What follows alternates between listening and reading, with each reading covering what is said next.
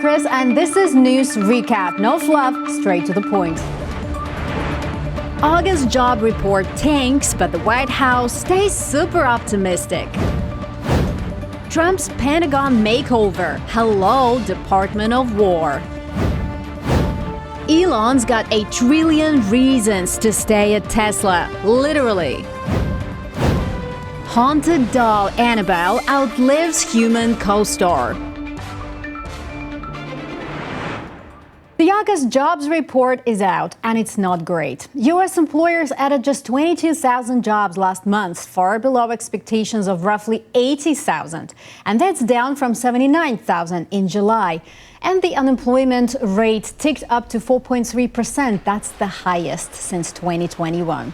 Basically, the labor market is cooling, but the White House totally chill. National Economic Council Director Kevin Hassett called the report disappointing, but said officials are super optimistic about the economy and future reports. President Trump knows that we're super optimistic about the future of the jobs numbers because we're seeing a massive blowout in capital spending and new factory construction, something that happened because of the tax reforms that we had. So people are allowed to expense factories. President Trump didn't even wait for the numbers to hit the news. He shrugged and said, well, the real numbers will only matter a year from now. So far this year, the economy is generating fewer than 75,000 new jobs a month. That's less than half the pace of last year. And not even a quarter of the hiring boom seen from 2021 to 2023. But hey, optimism is still in full swing at the White House, at least. MAGA is not happy. President Trump rolled out the red carpet on Thursday night for tech royalties. Bill Gates, Mark Zuckerberg, Tim Cook, Sundar Pichai, and Sam Altman, all sitting down at the White House to talk AI with Melania Trump running the show. And yes, Elon Musk was notably missing from the table. Conservatives on social media were fuming, calling Gates a globalist and lamenting that Musk wasn't there to steer the tech ship their way. It was another round of delicate dance between Trump and tech leaders. The executives praised innovation. Trump focused on the dollars, going around the table and asking how much they plan to invest in the U.S. Oh, gosh. I think it's probably going to be something like, I don't know, at least $600 billion through 28 in the U.S. Yeah. It's a lot. No, it's significant. That's a big number. The dinner's focus was Melania Trump's AI initiative, and tech bosses made big promises. Co-pilot AI for all college students, OpenAI training 10 million Americans, and more. But MAGA supporters weren't impressed. No Gates, no Zuck, bring back Elon, one post read, showing just how fragile Trump's tech peace deal really is.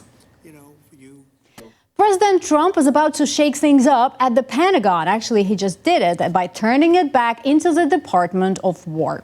Actually, he has just signed the executive order earlier today, which means that the Defense Secretary Pete Hegseth and other officials can start using titles like Secretary of War in official communications. The Pentagon hasn't been called the War Department since 1949, when the Army, Navy, and Air Force were combined after World War II. Changing the name again will be expensive. Think new signs, new letterhead, and updates at military bases all over the world. Critics say it's a distraction. Senator Tammy Duckworth, a veteran, called it a political stunt that doesn't help troops or prevent conflicts. Trump says the change honors a warrior ethos and keeps the U.S. ready to strike if needed. Hegseth agrees, of course, but really, it looks like classic Trump, a flashy move that gets attention whether anyone asks for it or not. The Justice Department says it's cranking up the heat on human smugglers, not just at the southern border, but up north too. Attorney General Pam Bondi laid it out in Tampa, warning that these networks aren't just sneaking people across borders. They're running full-blown businesses with cartel-level profits. And she didn't hold back. These monsters behind the operation drugged unaccompanied children coming into our country, giving them THC so they would be asleep when passing through customs. One of the children was overdosed so badly that the child had to go to the hospital. Bondi says her team is treating the smugglers like terrorists because that's how dangerous they are. The DOJ rolled out 4 big cases just this week. One ring out of Tampa allegedly made $18 million smuggling migrants, even coaching kids on how to lie to Border Patrol. Another case in Vermont involved a woman moving migrants through Canada. Bondi's message was really clear. Smuggle people and you'll be caught, prosecuted, and locked up. The saga of Alligator Alcatraz just keeps bouncing back and forth. If you lost track, here's a quick recap. The Florida facility opened in the Everglades back in June, built fast by Governor Ron DeSantis to help with Trump's deportation push.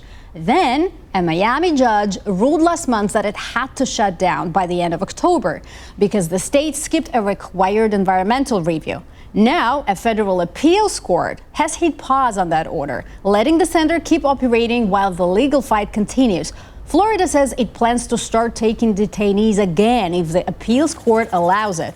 The federal government says it's not responsible for the facility. It didn't pay to build it or run it, but Florida is hoping to get some federal funding.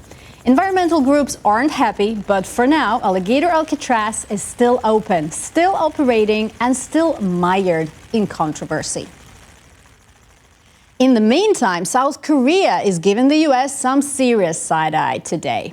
Officials in Seoul say they told the U.S. embassy they feel concern and regret after federal agents stormed a Hyundai construction site in Georgia and detained many South Korean nationals. This wasn't some tiny job site either. It's a massive multi-acre battery plant Hyundai and LG are building next to their electric vehicle factory. About 1,400 people work there.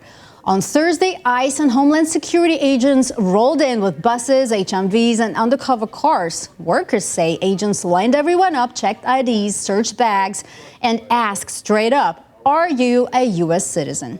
South Korea says their people's rights shouldn't be stomped on while they're investing billions in America, which kind of makes sense. Hyundai says it's cooperating. Construction is on pause, and basically, don't worry, we follow the rules, while the feds say that this is all about cracking down on shady hiring practices and serious federal crimes. Well, to translate it in plain English, the fight over this battery plant is only just beginning. PBS is losing staff, nearly 100 jobs over the last few months, including 34 just yesterday, thanks to a massive cut in federal funding. In July, Congress pulled $1.1 billion from PBS and NPR, part of a broader $9 billion rescission package. The networks say they're focused on keeping quality programming going, but with fewer people on board. It's not just artsy documentaries and masterpiece theater anymore. In rural places like Alaska, public radio and TV aren't optional. They're essential. After 2 massive earthquakes in July, local stations were the only way residents got tsunami warnings. Senator Lisa Murkowski called the cuts dangerous and voted against the funding rescissions, saying these services save lives in remote areas. Stations like KCAW, Raven Radio, and Sitka now face a 24% budget cut. So yes, kids can still watch Sesame Street, but some communities are left depending on fewer people to keep them informed or alive when disaster strikes. And as for Elon Musk, who didn't get an invite with the rest of the tech crew, seems like he'll be fine with or without the White House. Tesla's CEO could make a mind-blowing $1 trillion if his company hits some serious huge goals over the next 10 years. Yep, trillion with a T. That's according to Tesla's own filings. The plan has a bunch of stock rewards called tranches that Musk gets if he hits targets like car production and company value, which means he'd need Tesla to reach a $2 trillion market value, deliver 20 million cars, put 1 million robotaxis on the road, and roll out 1 million AI robots. For comparison, Tesla made less than 2 million cars in 2024. So yes, it's ambitious. Musk also has to stay with Tesla at least 7.5 years to get any of the money, and 10 years to get the full trillion. On top of that, he'd get more voting power at the company and would need to plan for his own replacement.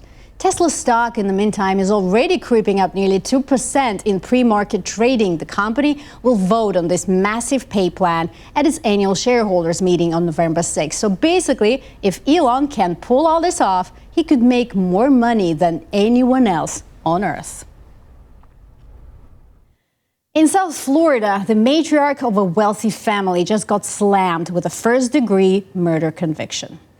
Donna Adelson was found guilty on Thursday in the killing of her former son-in-law, Florida State law professor Daniel Merkel, who was gunned down back in 2014 during a messy custody battle with his ex-wife. When the judge announced the verdict, Adelson broke down crying, and the court gave her a quick 2-minute timeout to collect herself. Merkel's mother, Ruth, spoke after the verdict, calling her son a treasure whose life was cut tragically short at 41, leaving her family with over a decade of heartbreak. The case, which captivated Florida for years, involved bitter custody disputes, a wealthy family with plenty of means, and a plot prosecutors described as a classic murder-for-hire scheme. Donna's son, Charles Adelson, is already serving life for his role. 2 men who actually carried out the killing and the woman who coordinated the hit are also behind bars. Defense lawyers tried to pin the crime on others in the family, but the jury didn't buy it. The judge hasn't scheduled sentencing yet, but one thing is very clear now: the drama in this wealthy family murder case is far from finished. 2 people died early Friday morning when a single-engine plane crashed near Denver, just south of Centennial Airport. A spokesperson for the Douglas County Sheriff's Office described the scene. We are here investigating a fatal plane crash that happened just after 6:20 this morning. The call came in initially as an explosion, and then we arrived on scene. Right now, we are doing scene security and initial investigation. The coroner has arrived on scene as well. We do know at this point there are 2 confirmed fatalities. And again, the NTSB will be arriving here. They have been notified and they are on the way to the scene. Firefighters from South Metro Fire Rescue found the plane on fire dangerously close to a bank of generators. They quickly extinguished the flames, and fortunately there was no damage to the generators or surrounding buildings, and no one else was injured. Authorities are investigating what caused the crash. Details remain preliminary, but emergency crews acted swiftly to contain the fire and prevent further harm. A 31-year-old Courtney Melinda Yutzi from Pennsylvania faces multiple charges after the body of 9-year-old Renesmee Yutzi was found in a local river on Thursday morning. Renesmee had been reported missing on September 3rd. According to a police affidavit, Yutzi said the girl had suffered an untreated burn about a week before her death. When Renesmee began vomiting and choking, Yutzi attempted CPR for 20 to 30 minutes but did not call emergency services, fearing she would get in trouble. Authorities say she then placed the child's body in a bag and left it by the river, later guiding police to the location. Other children in a home, however, gave investigators key details, including witnessing abuse and overhearing plans to take Renesmee to a river far, far away. Yutzi faces 8 charges, including criminal homicide, child endangerment, abuse of a corpse, tampering with evidence, and 2 counts of aggravated assault. Authorities praised the work of multiple agencies in the 2-day search. A lightsaber used by Darth Vader in The Empire Strikes Back and Return of the Jedi just sold at auction for $3,654,000, which is way more than anyone expected for a prop that's basically a fancy flashlight with a handle. According to Prop Store, the auction company, this isn't just any lightsaber. It was wielded by David Prowse, the man in the Vader suit, and stunt performer Bob Anderson. It's the very prop that got used in all those epic lightsaber battles and comes with authentic signs of wear, which basically means it's been through some galactic action. The lightsaber was actually made from a 1950s camera flashbulb attachment, expertly converted into the weapon we all know. And that's a proof that sometimes movie magic is literally duct tape and ingenuity. The auction continues through Saturday, featuring more Hollywood props, costumes, and possibly a few more ways to spend millions on fictional weapons. Paranormal investigator Dan Rivera's cause of death has been revealed nearly 2 months after he died while on tour with a supposedly haunted Annabelle doll. Rivera, a 54-year-old Navy veteran and former Travel Channel star, died of heart problems on July 13th. Officials confirmed his death was natural. And no, Annabelle was not in the room. He had just finished a 3-day sold-out Devils on the Run tour, showing off the creepy doll with other paranormal investigators.